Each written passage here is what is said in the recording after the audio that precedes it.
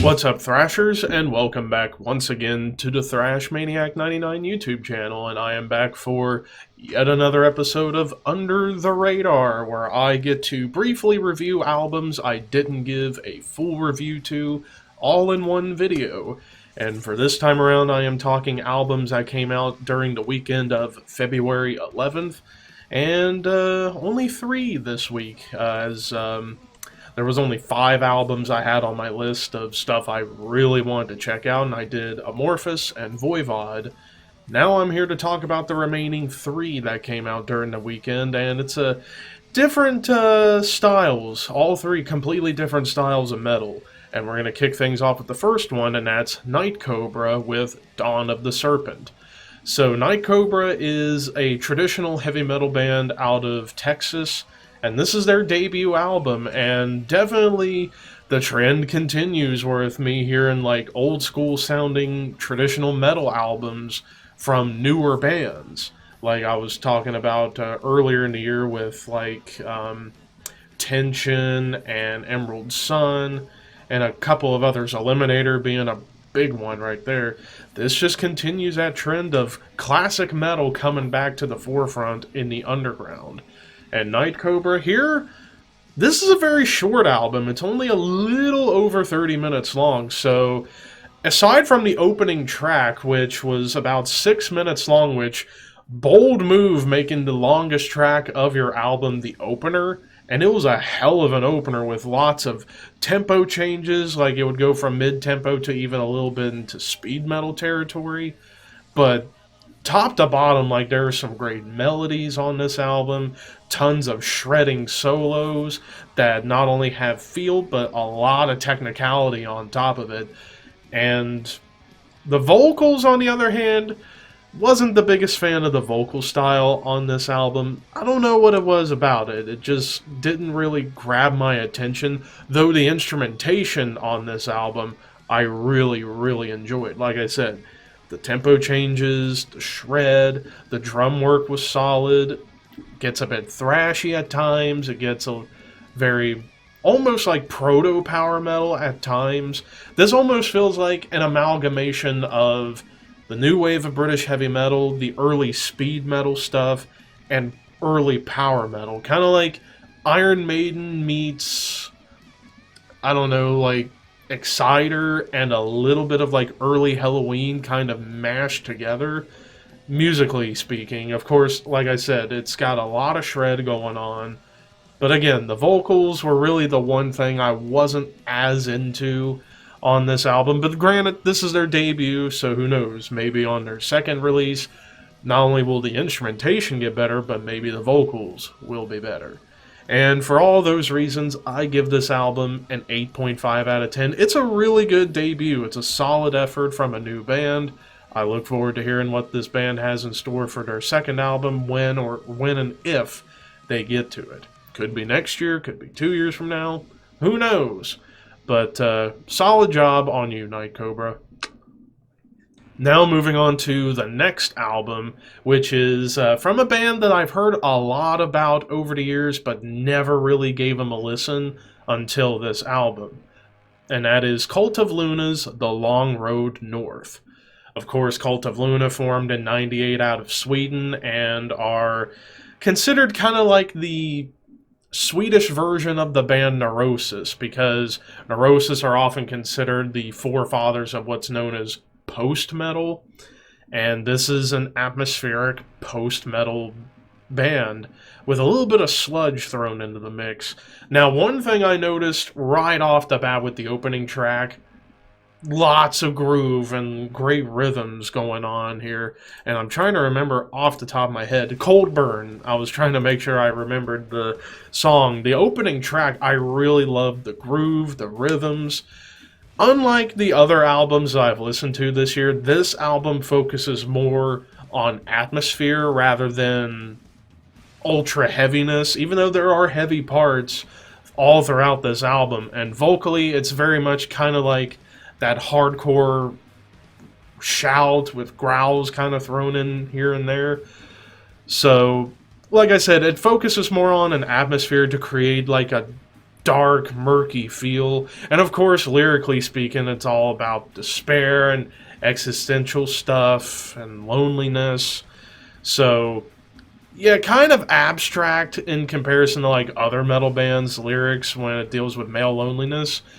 But it does tell a great story all throughout. And a lot of these songs are kind of connected together, almost like they feel like one long song.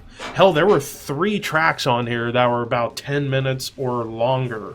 And all 3 of those songs had a lot of dynamics, a lot of, like I said, a lot of great dynamic shifts where it would go from like really loud, heavy moments to like a soft, quiet, atmospheric passage, and then build itself up, and it gets gradually louder and louder, and then all of a sudden into a big burst of riffage and drum work and crazy vocals.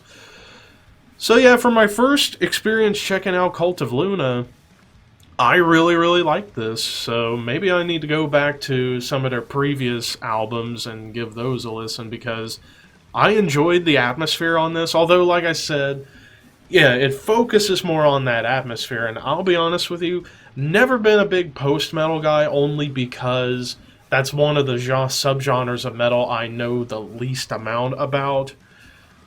So, and also given with like how it is, where it's just mostly about atmosphere rather than riffs and such. I love my metal to have a lot of riffs. Here, you do get riffs, but I do enjoy that atmosphere that this album provides, and surprisingly, I'm going to give this a 9 out of 10. I actually really, really like this. Definitely need to check out more Cult of Luna, because I was not expecting the murk and filth that this album was able to project onto my earlobes. So yeah, really, really great stuff here. But now we get into the third and final album, and that is Creeping Flesh with And Then the Bombs Came. So yeah, this is the second album from this Swedish death metal band, and HM2 tone on full display, because you get, I love that HM2 guitar tone, that buzzsaw sound to just make things sound gross and grimy. Here, though, musically speaking, this kind of fits more in the realm of bands like Hail of Bullets and Bolt Thrower, that kind of like groovy death metal with some thrash moments here and there.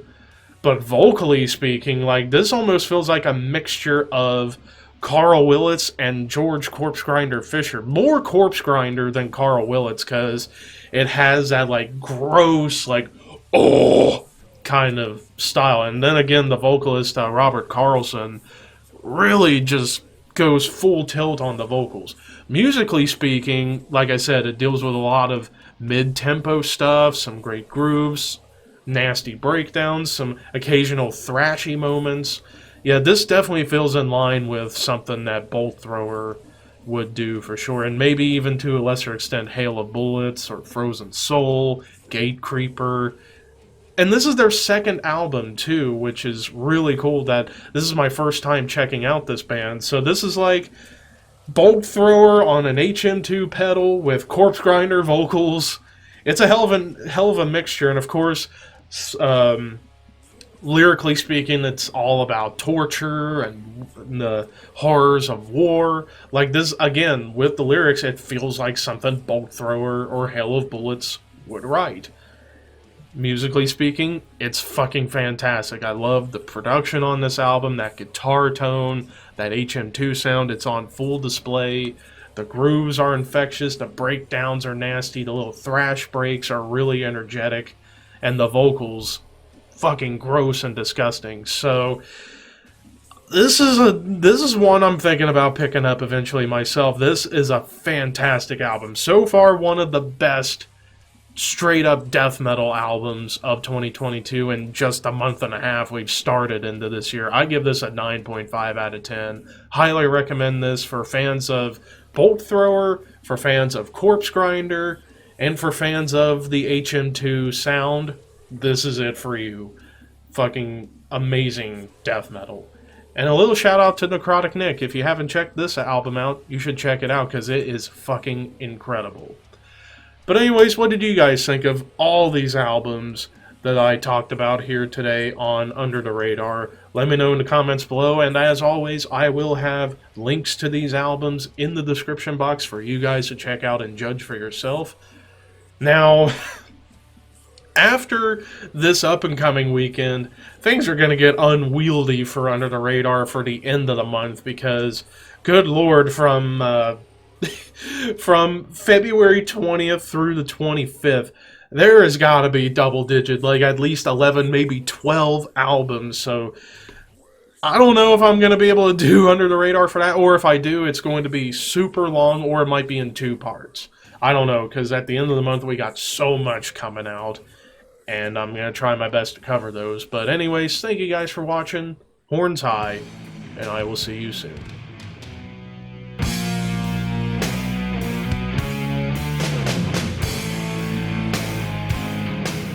I've noticed that once people hit Slayer, they're like, is there something more extreme than Slayer? Yeah, it's the crossroad, you know. Either you're like, okay, this is too much, or you're like, I need more.